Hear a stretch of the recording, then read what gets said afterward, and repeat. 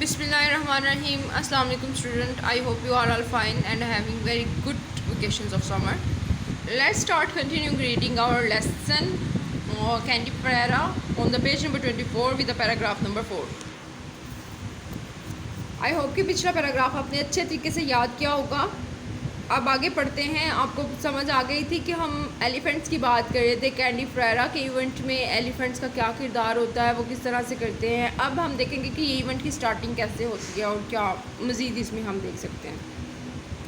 The डिफिनिंग crack. डिफिनिंग कहते हैं कोड़े के निशान, डिफिनिंग कहते हैं फ़र्श को, क्रैक कहते हैं शगाफ को. फ़र्श का शगाफ विप मार्क्स कोड़े के निशान से, यानी कोड़े के निशान से फ़र्श का शगाफ. The beginning of the ceremony, यानी कोड़ा मार के फ़र्श पर शगाफ डाला जाता है और इस तरह से इस रस्म का आगाज़ किया जाता है. एंड द प्रोसेशन स्टार्ट मतलब कि जुलूस जो है शुरू कर लिया जाता है. यानी कोड़े से ज़मीन पर मार कर एक शगाफ डाला जाता है इस रस्म को शुरू करने के लिए और फिर जुलूस शुरू हो जाता है. Man invite to sarongs wielding whips. जी, मैन इनवाइट मतलब कि आदमी सफ़ेद रंगों में, सैरंग्स वेल्डिंग विप्स. सैरंग्स कहते हैं सूती या रेशमी धारीदार चादर. सफ़ेद सूती या रेशमी या जिस तरह की भी है वो धारीदार चादरें ओढ़े हुए. वेल्डिंग विप्स अपने कोड़ों के साथ कोड़े चलाने के लिए, वेल्डिंग चलाने के लिए विप्स कोड़े. द फ्लैग बैरियर्स, परचम उठाए हुए. The elaborately dressed elephant. Elaborately मतलब होता है तफसील से, यानी बहुत डिटेल से सजे हुए हाथी. विद देयर डेजलिंग, डेजलिंग होता है हैरत अंगेज़. मायरड वो आपको पता है, जैसे मिरर उन्होंने इस्तेमाल किए थे उसकी ड्रेसिंग में. शीशों से भरे हुए coverings. Glinting in the fire light. Glinting जो चमक रहे होते हैं, कवरिंग्स उनके ढांपने के गिलाफ जो हैं ग्लिटिंग चमक रहे होते हैं. इन द फायर लाइट, आग की रोशनी में. With fire light. The drummers beating a frenetic rhythm. Drummers जो होते हैं वो बीटिंग बजा रहे होते हैं रिदम, तरन्नुम को. फ्रेनेटिक रिदम, एक खूबसूरत तरन्नुम को. हॉर्न ब्लोअर्स, जी नमाज से तरन्नुम को. हॉर्न ब्लोअर्स, हॉर्न बजाने वाले. डांसर्स, डांस करने वाले. डेक्ड विद देयर फ्लैशिंग नेकलेट्स, अपनी चमकती हुई पाजोबियों के साथ. Bracelets and necklaces. ब्रेसलेट्स और नेकलेसेस के साथ, गर्दन में जो पहने जाते हैं वो नेकलेस होते हैं जो क्या कहते हैं बाजू में पहने जाते हैं, ब्रेसलेट्स. एंड ब्रिलियंट कस्टम्स और शानदार कॉस्ट्यूम्स. ब्रिलियंट कॉस्ट्यूम्स और शानदार लिबास के साथ. The fire barriers illuminated by the great torches. Fire barriers आग मशल बरदार जो होते हैं, illuminated by the great torches, अपने अजीम मशलों के साथ इल्यूमिनेटेड का मतलब होता है चमकना या रोशन होना. The fire barriers illuminated by the great torches. Fire barriers आग बरदार या मशल बरदार जो हैं, illuminated by the great torches, अपनी अजीम मशलों को जलाए हुए या रोशन किए हुए. The flame soaring many feet into the air. आग बढ़ रही होती है many feet into the air, हवा में कई फीट की बुलंदी पर. यानी ये सोअरिंग का मतलब होता है बढ़ना. आग जो है वो कई मीटर ऊंची तक जो है वो बुलंद हो रही होती है. The elephants 3 abreast. The elephants हाथी 3 अब्रेस्ट 3 बराबर.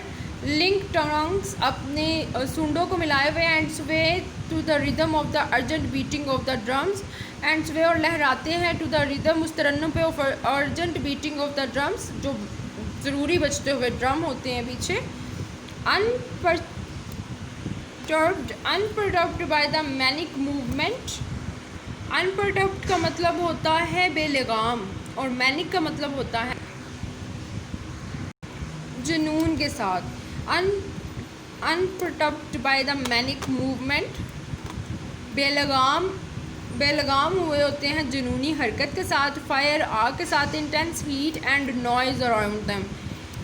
इंटेंस हीट आग बर्दाश्त करते हुए, एंड नॉइज़ और शोर को अराउंड देम अपने इर्द गिर्द, यानी अपने इर्द गिर्द आग को, गर्मी को और शोर को बर्दाश्त करते हुए जुनूनी हरकत के साथ बेलगाम हुए होते हैं. Paragraph number 5. The people regard the elephants as clouds that walk the अर्थ.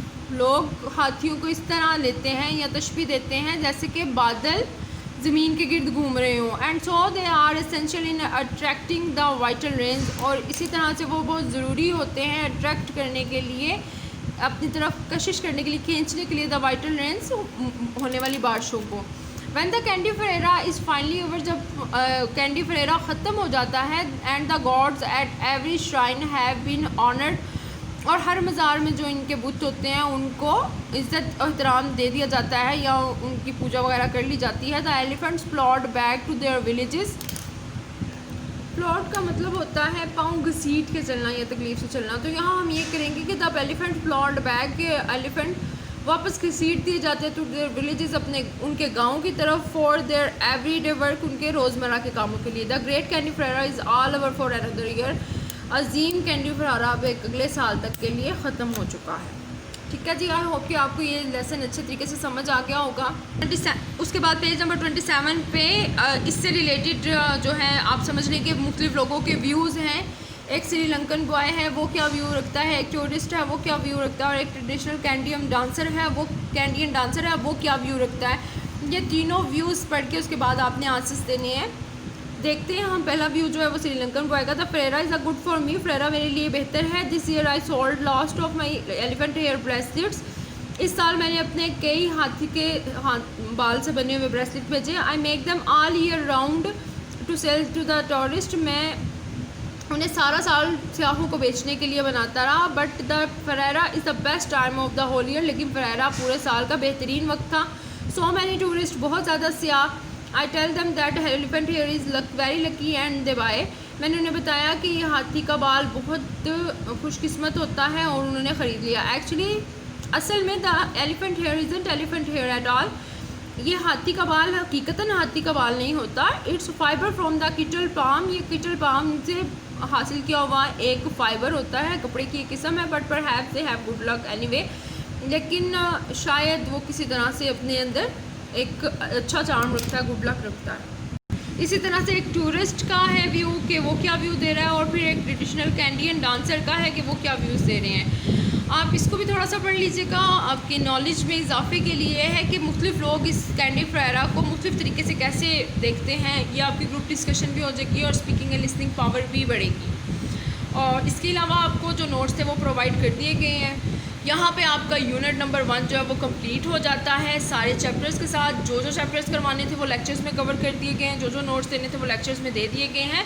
अब आपका करने वाला काम ये है कि जो भी आपके टॉपिक हुए हैं उससे रिलेटेड जितनी भी ग्रामर की एक्सरसाइज है, जितनी भी क्वेश्चन आंसर्स हैं, जो भी आपकी बुक में है, चाहे वो नोट्स में आपको सॉल्व करके दिया गया है या आप पर छोड़ दिया गया कि आप उसे खुद सॉल्व करें, आपने उसको सॉल्व करना है, लर्न करना है और एग्ज़ाम्स के लिए रेडी हो जाना है। ठीक है जी, best of luck for your exams. अल्लाह हाफिज़।